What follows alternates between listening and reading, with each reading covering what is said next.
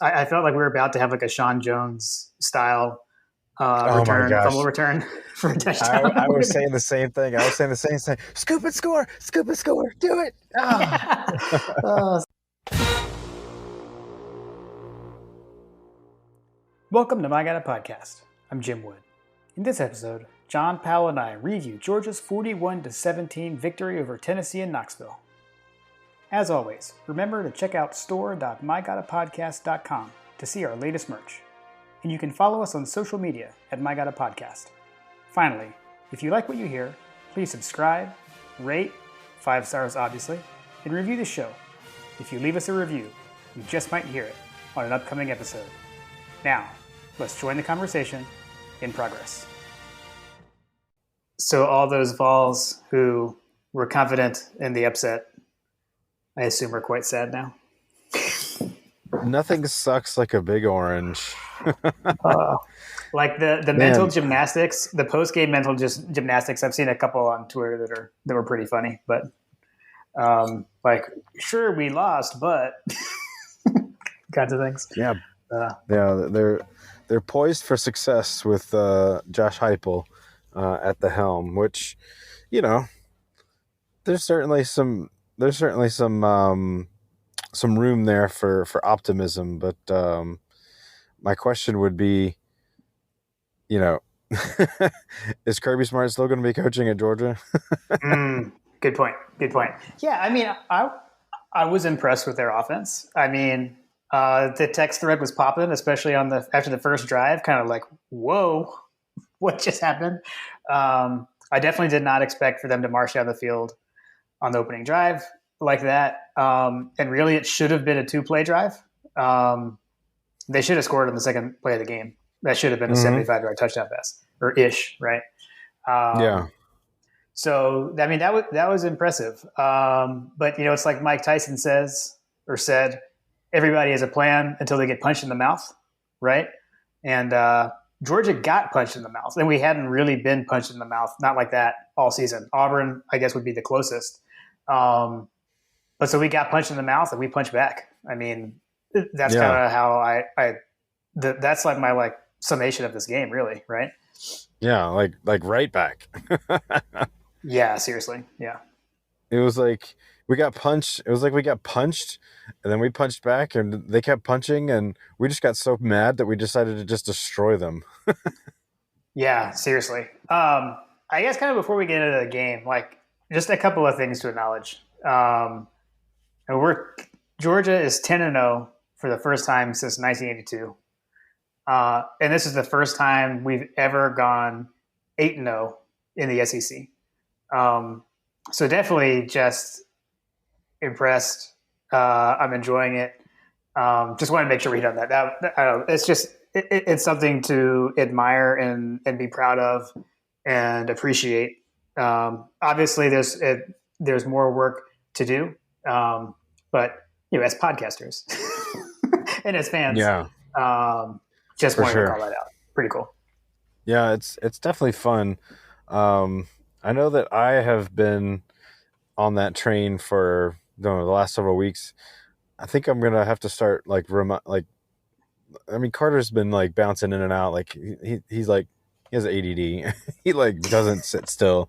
So getting him to sit for a full game, he's we were tied all of a sudden, and he went out and played and was running around with his buddies and stuff playing football. We're Georgia fans too. Their dad is like me that follows it religiously. So, but anyway, they came back in and they're like, "Whoa, what happened? We're winning. We're kicking their butt."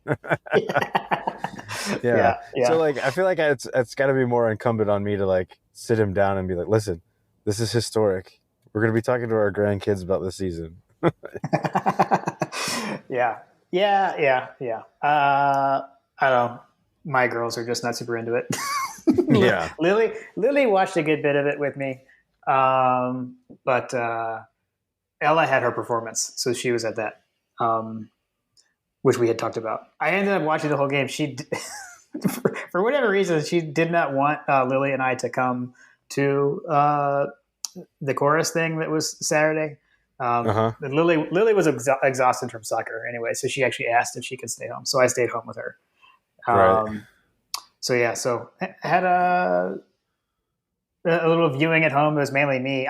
So you said something about that this was your least pleasant viewing experience or something. And Oh I think, yeah. was that about the CBS broadcast itself, or what were you talking about?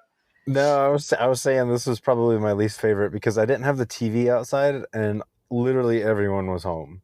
And it was just Mm. like people were waltzing in, like wife wasn't really taking it seriously. She was like, you're stressing me out. And I was like, well, this is just how I am. You know what I mean? Like everybody Yes, was yes. home. Everybody was home. There was no sports. Um, Carter had his game that morning, which they won 6-1. Shout out Carter. Um, Nice. he played really nice. We got added to a second game, which would have really like made me mad. But he was supposed to play a second game at noon, and I was like, no, we can't do that because Okay. we had not only had pictures, but we were rushing back, and everybody was stressed out from pictures because, as you recall, we had Mm. like Santa pictures with professional Santa pictures, um, with my wife and everyone. So that was great. That was fun. But I came within a whisker of watching the game at Reformation Brewery because apparently Reformation Brewery was right down the street from where we had our pictures done. And I was like, "Why didn't you tell me this, Lindsay? We could have like prepared for an afternoon up here." And she was like, "I didn't even think about it." But of course, it was also freezing, so that would have been an interesting situation. But Yeah, anyway, I got forced inside. I watched. I was trying to watch it on our porch because it was actually pretty nice. But we've got a covered porch, so with the shade and then the wind started blowing, I didn't really feel like lighting a fire. And this was before Kim had left to go to the chorus thing, and she was like, "I'm watching inside. You're welcome to stay out here, but I'm going to go inside." I was like, yeah, "Okay, yeah. yeah, it's too cold." So ended up same thing. I came inside and just watched on the couch. Yeah, the kids were coming in and out. Obviously it was a tight game in the first, at least the first quarter, first 2 quarters, Yeah. um, and so it was a little stressful for me. And so I was definitely like getting excited. I was frustrated on certain occasions too, which we'll talk about. But um, I think that when the interception happened, I like leapt up to my feet and I was like, finally! And I was like, yes! Like it was like an epiphany had happened. I was like, "Yep, this is gonna happen." That was when I knew that we were gonna win. But then, like, my Yeah. kids came in and like, "Daddy, why are you yelling? Yeah, I freaked We're Munson winning." out. Yeah, Munson started barking at me when we got the interception because I did the same thing.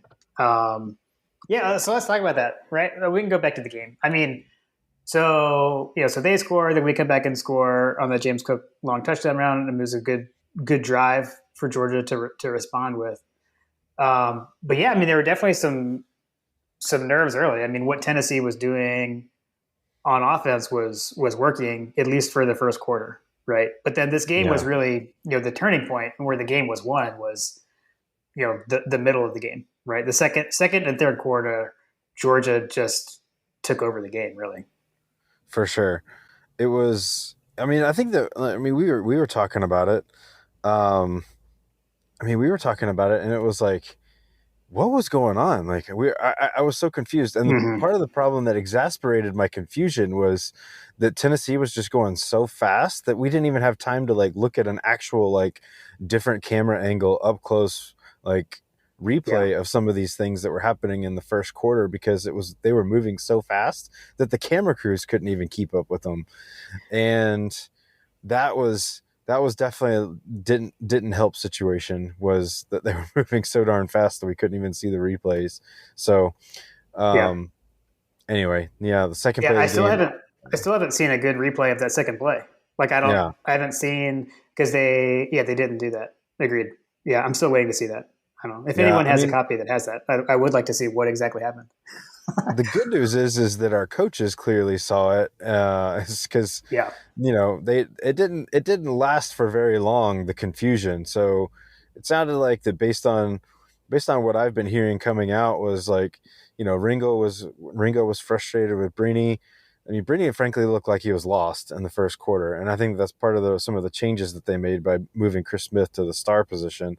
yeah, Um, which, I didn't notice that off the cuff, but John and everybody started kind of pointing that out. I think it was Jed May, was it, on Twitter, that dropped the nugget that Brooks Austin retweeted, and it was like, oh my gosh, he's totally right. Like ever since that Mhm. change, like everything kind of fell into place, and that really was like a crucial coaching move. I mean, there's definitely some coaching questions that on both sides of the ball, or I mean, sorry, both sides of the field. Like Tennessee made some questionable coaching calls, in my opinion, as well.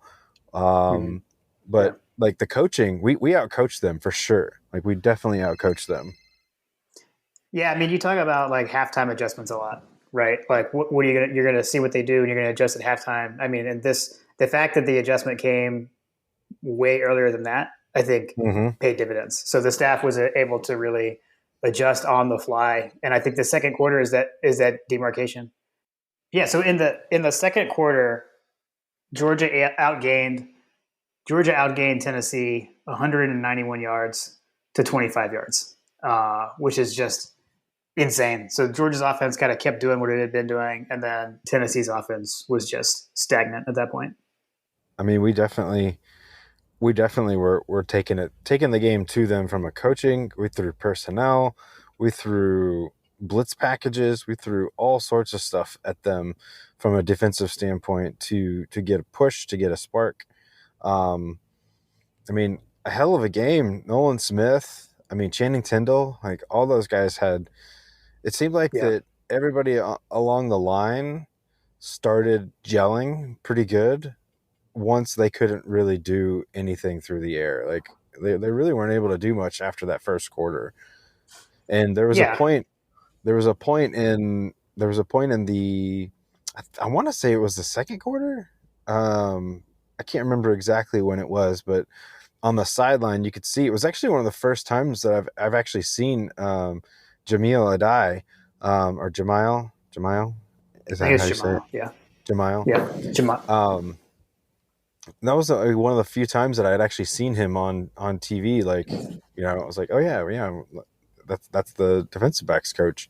Kirby was really chewing him out. I don't know if he was necessarily chewing him out or just generally just raging, but it seemed like that Right. shortly after that. It seemed like that shortly after that was when we made some of the personnel changes. I think you had pointed that out to me, that it had to have been shortly right after that they moved Chris Smith to the star position, which really changed things from a defensive standpoint because it brought speed on the field, right? Like physical speed, not a mere speed. Right. Right. Right. Yeah. Yeah. Yeah. Dan Jackson moved in. It basically took the Chris Smith safety spot, and Smith came up to the star. Yeah, I Mm-hmm. totally agree. I mean, that was a turning point in the game, and really, you know, the offense.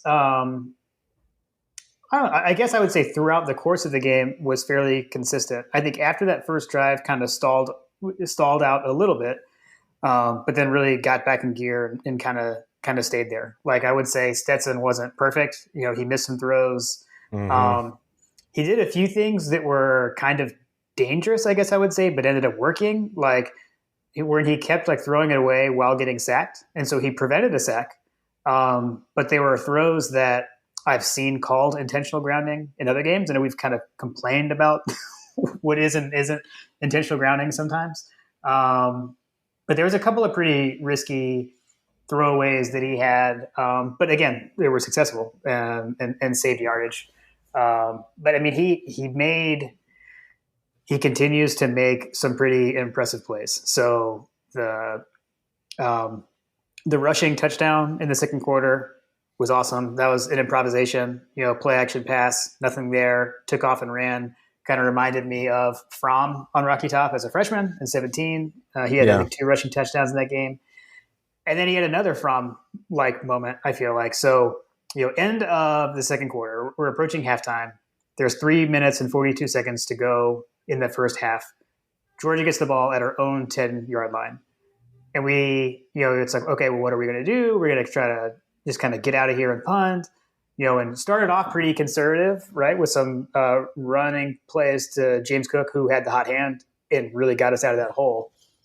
And it ultimately ended up being a 90-yard touchdown drive that ended with 37 seconds left in the half. I mean, that was a statement drive and pretty much ended the game. I mean, obviously there was more to go, but when you get that cushion with our defense, it felt really good at halftime. And a lot of things happened on that drive too, right? So we had the almost catch by Brock Bowers with the Air Kirby, jumping on the sideline. That happened on that drive. Yeah.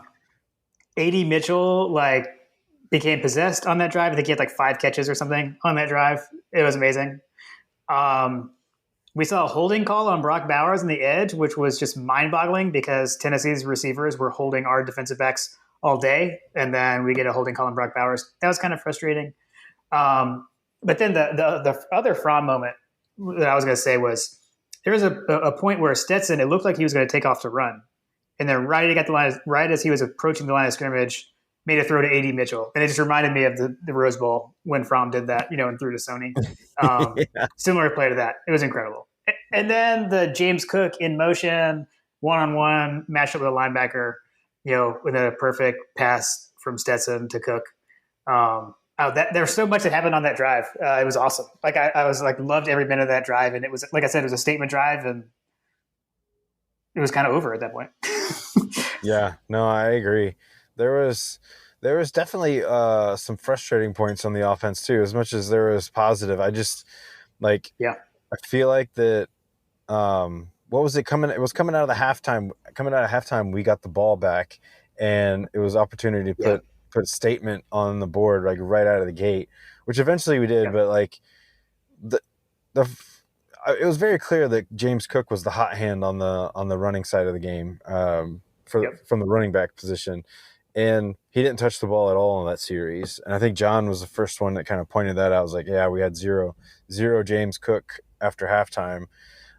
Need more Cook, and prompted me to tweet needs more Cook the rest of the way. I think that was something that I guess Monken maybe hurt us because it felt like that the next series was all Cook. Yeah, and we obviously are huge Zamir White fans on this podcast. We've talked about how he is the guy, but you've got to recognize what's going on. And I think like you said, I think eventually we did. We stuck with Cook, I would say somewhat, and by the end of the game, we definitely did. But frankly, I would have liked to see him even more than we did. But whatever, 41-17.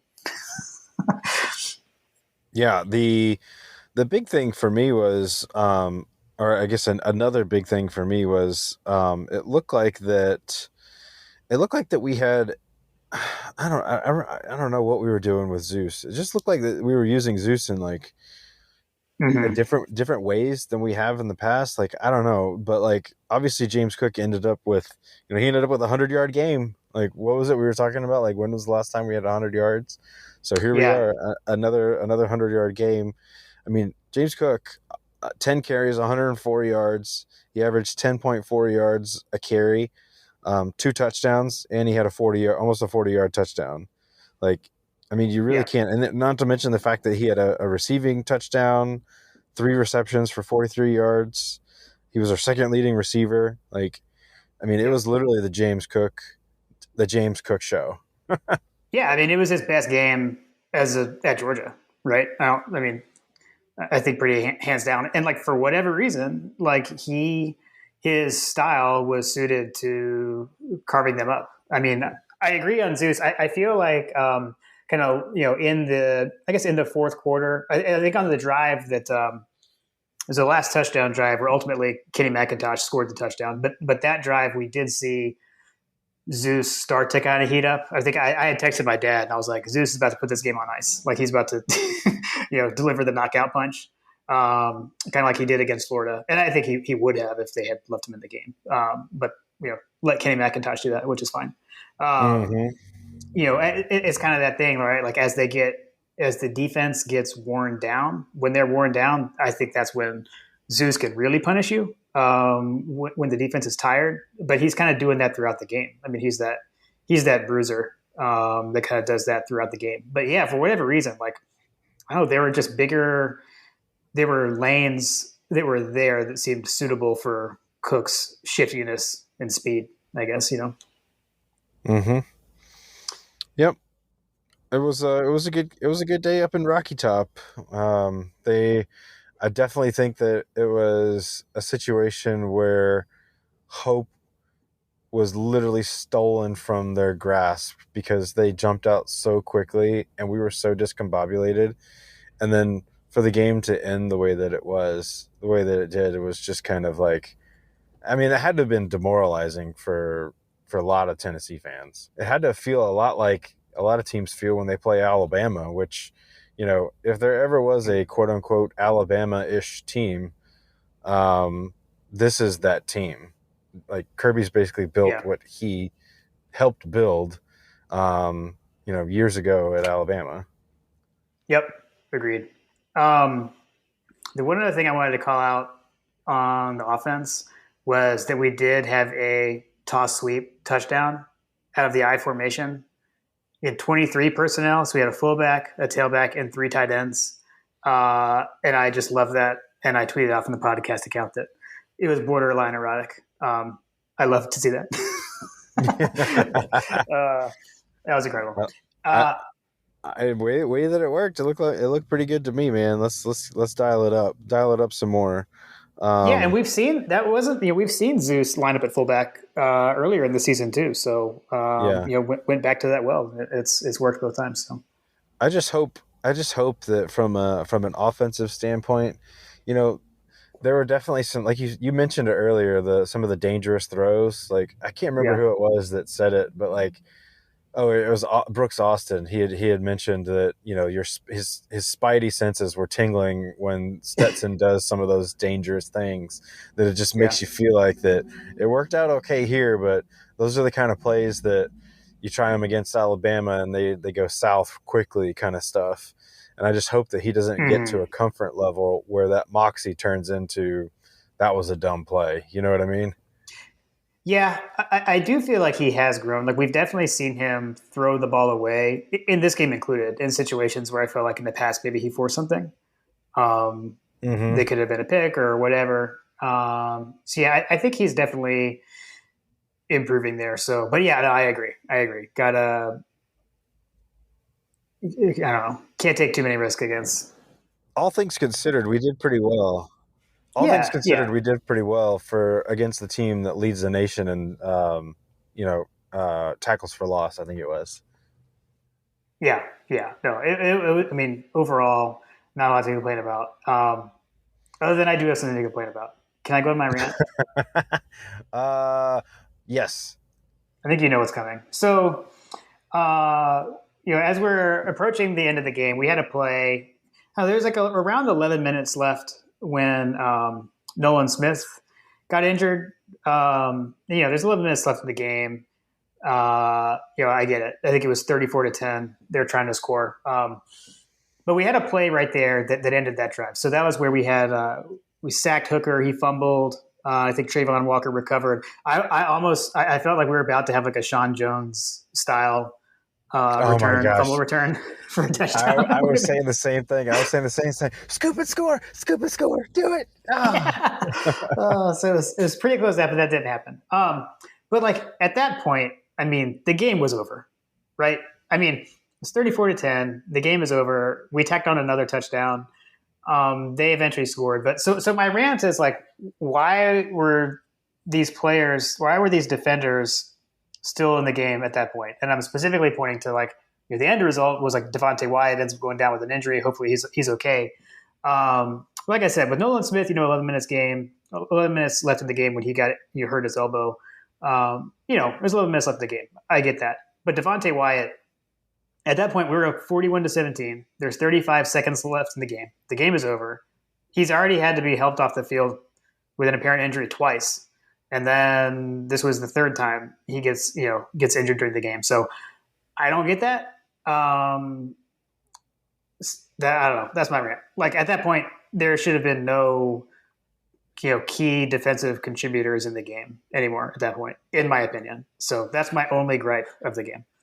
I agree. I don't know. He made some references to the number of players that they have and all that kind of stuff. I was like, yeah, I mean, I get it, but like, do we not have anybody else that plays Devontae Wyatt's position, like ready to go? Like, Right.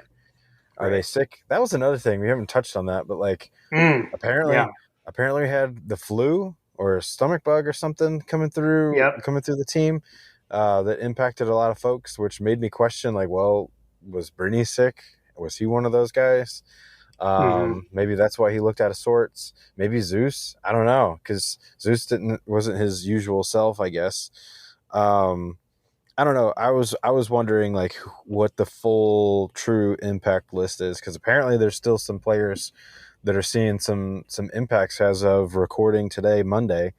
Yeah. Apparently there's still some guys with some you know remnant activities and guys that maybe could potentially come down with the flu. Hopefully we can clear that all out in the next 2 weeks so that we have 100% healthy team coming into SEC championship week.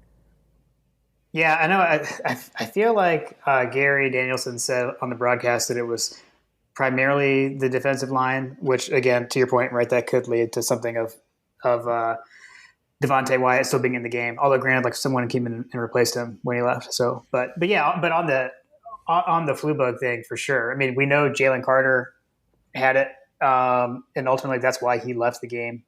He I was think we've heard playing with a Erickson. 100-degree fever. Yeah, and I think Erickson. I think we heard was also one of the people. He ended up getting replaced by Truss. So that's again something to watch going forward because I do, Truss is massive, and he came in at right guard. And again, I look for.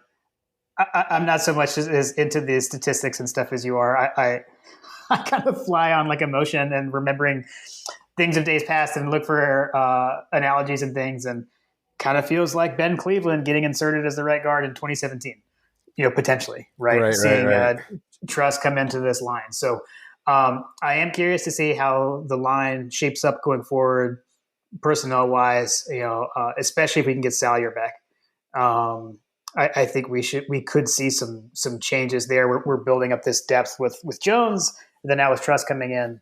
I'm excited to see where that all goes.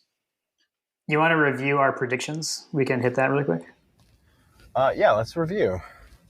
I think we were pretty close, right? Yeah. So on the over under for the over under, I was correct. I took the over. You took the under. The over under was 56.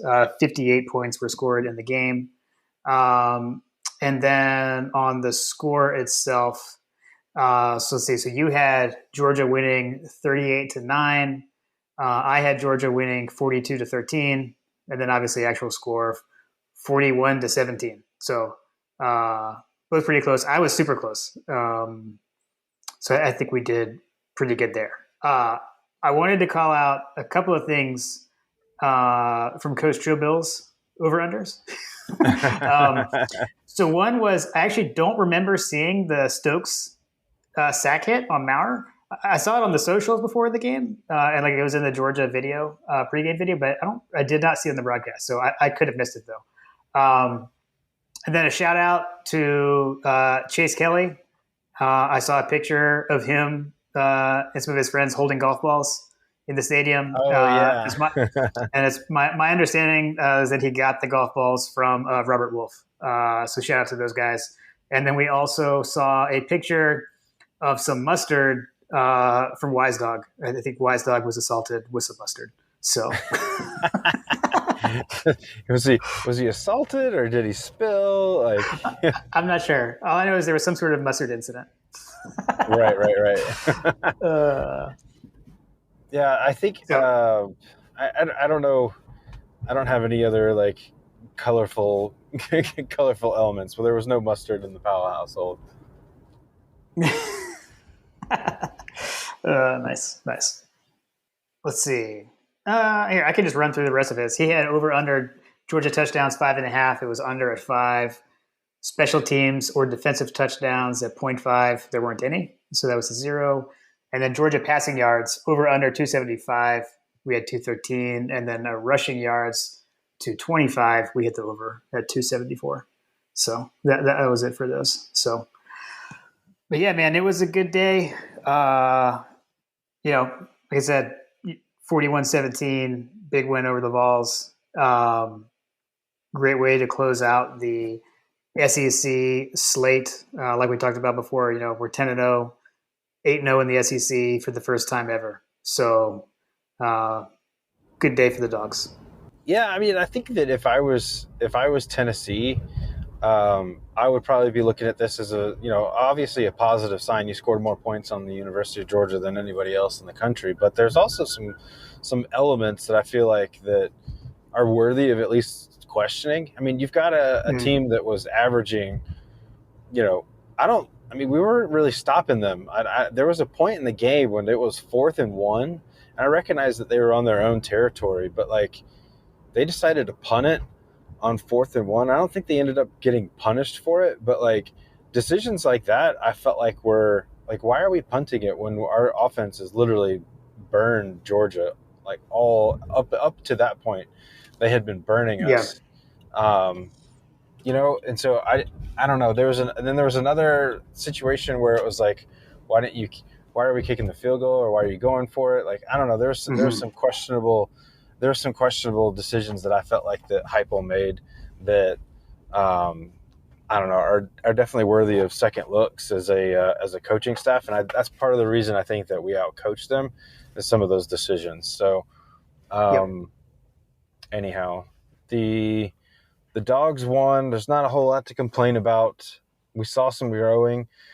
If nothing else, I feel like that, one of the things that we were worried about preseason was the secondary getting burned against a good quarterback, which, it's probably questionable on whether or not we saw a good quarterback on Saturday. But at the same time, we saw our coaching staff's ability to pivot and utilize the resources that they have and the coaching prowess to, make changes to account for problems that we have on the defense. So, the interchanging of personnel on the offensive line, there's just a lot going on with some of the coaching decisions that were made in game that was encouraging for Dog fans. So yeah, for sure. Well, it's always fun to walk away from Knoxville with a win. Not having to hear the Rocky Top as a loser is a heck of a lot worse than as a winner. So when you could hear it being played in the stadium late, it was kind of like, ha ha ha, yes. You hear Rocky Top and you're up, 41-17. That was good. I will say one thing I will say, they had a lot of piped in music playing on their sound system that was playing all the way up to the snap, it felt like. So I don't know. I feel like it was a little over the top, but whatever. I guess it's, allowed, but it's kind of weird, right? Speaking of atmospheres that are just a thorn in your side, can we is Tennessee turf, death taxes and Tennessee Neyland Stadium turf? Yeah, I felt like people were slip sliding all over the place. Yeah, and that compounds my frustration of Devontae Wyatt still being in the game late. Just how many devastating injuries has Georgia had happen at Tennessee? You got to know these things historically. This is what happens in Knoxville. I feel like that's where I feel like you could have someone like a Jeff Dantzler could be kind of a common sense coach for Kirby to be like, hey Kirby, do you know how many knee injuries we've had here? Get these guys off the field. Right, exactly. I don't know. Oh well. Yeah, I agree. We won. We destroyed them. Ho hum. Rinse, repeat. We just have to wait until next week to see people saying, what's Georgia going to do about this offensive team and that offensive team? Well, you continue to line them up for us, and we continue to knock them down in historic fashion. There's not much else to say, but go Dogs. Agreed. Go Dogs.